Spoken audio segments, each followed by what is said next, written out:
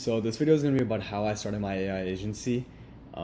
This one I'm pretty excited for because I spent a lot of time looking at the way other entrepreneurs started and try to emulate what they're doing.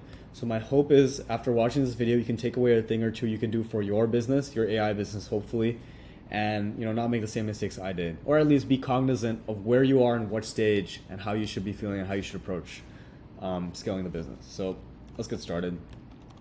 First thing, right? Everybody jumps into the fun part of how they started making money. For me personally, there was a 2.5 year period where I was just trying out different businesses and nothing worked. Right? There was a 2.5 year period where I was working an hour to 3 hours roughly every single day, and I saw zero money coming in. The one good thing about that though was I was actually building up my skills, and as you'll see, that those skills all kind of converge back to kind of build the business I have right now. Let me just show you. So my stepping stone here was I decided to make a Fiverr post. Right? It was really that simple. Don't ask me why. I don't really even know why I decided to pick Fiverr over Upwork or any other freelancing website, but I basically just saw that lots of businesses were interested in using LLMs, and I had the experience, right? I actually worked with BERT. That's a language model way before all these things started, right? I studied computer science and statistics. I've worked in data science, had an internship there. So I knew to some extent what I was talking about here, right? I wasn't an expert, but at that time, nobody was an expert because everything was so new.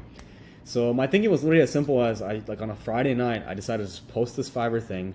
And the key here though, is I also built a website, right? I don't even know I should have built a website, but I guess it worked out in the end. I built a website that said what I was doing, which is just use LLMs for helping your business automate the boring stuff, because that's really what all of AI does. And the key was I had a 7-page article that went over what exactly are LLMs, how you need to use them, and how much it costs, right? All that stuff, I had it there. And that is something that nobody at that time had, right? That's something that if you're in the industry, then you would know, right? Or if you do deep enough research. So my very first sales call, the very first person that I booked a call on, and I didn't even know I had to book a call, he saw my website and he saw my articles and he liked them, right? He told me that at that call. And he's like, do you want to work together? So I like the sales thing too. There was no sales ability. He was like, I saw you already gave me a value. Do you want to work together? I said yes. I charged only $200, $300 for this open source LM project, which in today, that even back then, that was absolutely crazy. It was absolutely nuts. And for $300, I worked, I think it was 80 hours total, right? So, I mean, the hourly rate doesn't even matter, but the point is I actually was building my skills, right? And I was just super happy that somebody was willing to pay me for something I can do for them. That's how I got started from there. And by the way, if you're interested in starting with Fiverr, you can. It's just a very saturated thing now. When I started, there was 0 people, maybe 1 or 2. Now I recommend cold outreach, and I have a separate video for that, but let's keep this going. So that leads me to phase 1, which I call the grind, right? I said yes to literally everything. And what that means in concrete terms is somebody had a Gen AI project, obviously I took that. So if it was open source LLMs, closed source LLMs, if it had a vector database, I also took on older machine learning projects like clustering, GLMs, sometimes even kind of merge them two together. That was some pretty cool stuff. And then everything AI, right? Any kind of speech to text model, even building a SaaS for a company that I had already done an AI solution for. I just said yes to it. And this was cool because I was getting a lot of experience, but it was also a lot of work, which leads me to phase 2, where I started to make money, but I had too many clients, right? I was doing way too much work. I had anywhere from 3 to 5 clients per month, and it was taking a mental toll on me, right? Because I was working a lot, barely making any money, and it was pretty clear this is not really how you play the entrepreneurship game.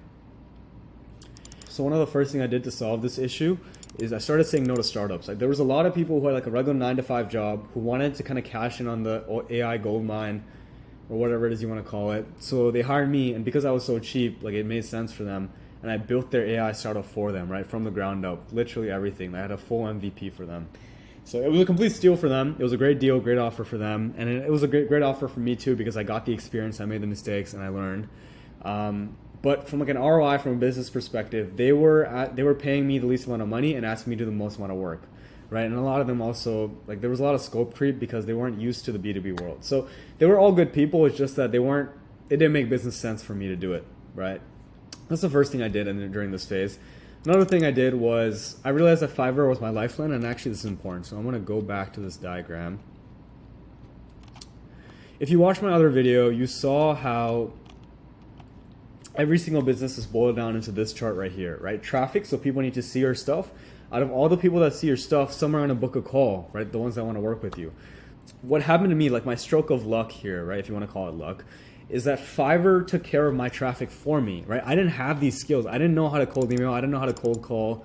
I didn't know how to make content. I didn't even know how to run ads. So Fiverr basically is like, it's like a black box. Like Fiverr just said, don't worry about the traffic. We'll take care of that. Just make sure you do the fulfillment. And that's exactly what happened, right? For my first, I would say like 10-ish clients or so. The problem is, you know, like Fiverr has their own fee. They take their own cut. And the type of people that were visiting Fiverr weren't the type of clients I wanted to work with. I wanted to work with other businesses because they are the ones who actually pay me the money. And they're also the ones that get the most amount of value from my service. Fiverr, you know, like there is a bit of like a stigma, like a reputation, like it's there for cheap work. So that's when I started cold email, one of the best decisions of my life. Realistically, it took me anywhere from 2 to 3 months to actually even get a book call, right? And even when I got the book call, because I didn't have any sales skills, I couldn't close that client. So the point I'm trying to make is I started to piece the whole thing together, right? I realized Fiverr is the only thing I can rely on right now. That's not fun. What if my gig gets banned? Right? So I started cold email, started doing that every single day.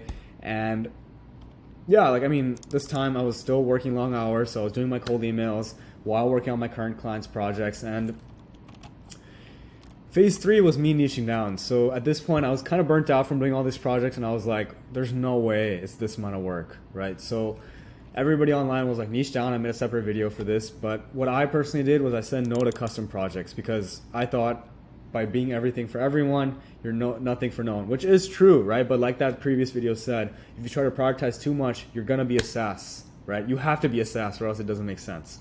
So basically I was stuck because I couldn't figure out what I wanted to niche down on. I just did not have enough data, even though I work with 15, 20 clients across 10 countries and, you know, 5+ industries. And so eventually I realized that SaaS is AI niche down, right? Because if somebody's gonna come to me, they're looking for a customized, personalized solution for their business, or else they can just go to a SaaS that's already there, right? So it took me a while to realize this, and yes, I did lose a good amount of money. I said no to a lot of people who, like, we could have both benefited, right? I could have earned a lot of money, and I could have also helped them as well. But that's how you learn. My hypothesis was wrong, which is why I'm sharing this. And so that leads me to phase 4, which is where I'm at right now, which is embracing the custom AI business model. The very nature of being in the AI business means you have to do something custom, because if it wasn't custom, then there's probably already a SaaS for it. So, I mean, some of the things that I'm doing right now, I'm only working with SMBs, small to medium-sized businesses, because those are the ones that I can provide the most amount of value to. And I mean, I've had a couple enterprise clients. That's just a whole different ballgame, right? I didn't want to go there. I don't think I need to go there to kind of get to my revenue goals. Second is, now I can charge top dollar, right? Now I can start raising my prices because I know what I'm talking about. I've done so many different projects across so many different industries, and like within the first call, I can tell the person whether this is possible, how it's possible, how much is going to charge them in terms of like actual operating costs. And third is I'm using content as a marketing machine, right? Because I've done the cold outreach, right, and it works to an extent, but if you want to find like a automated way of getting clients, you have to build some kind of brand. And you can do the whole SEO blogs thing, but when most people are consuming AI stuff, it's going to be YouTube, it's going to be LinkedIn, it's going to be Twitter. So that is what I'm building off of. So hopefully this was of use. If you guys like this, give a like down below, comment if you have any questions. I'll respond to every comment. And thanks for watching, guys. Bye-bye.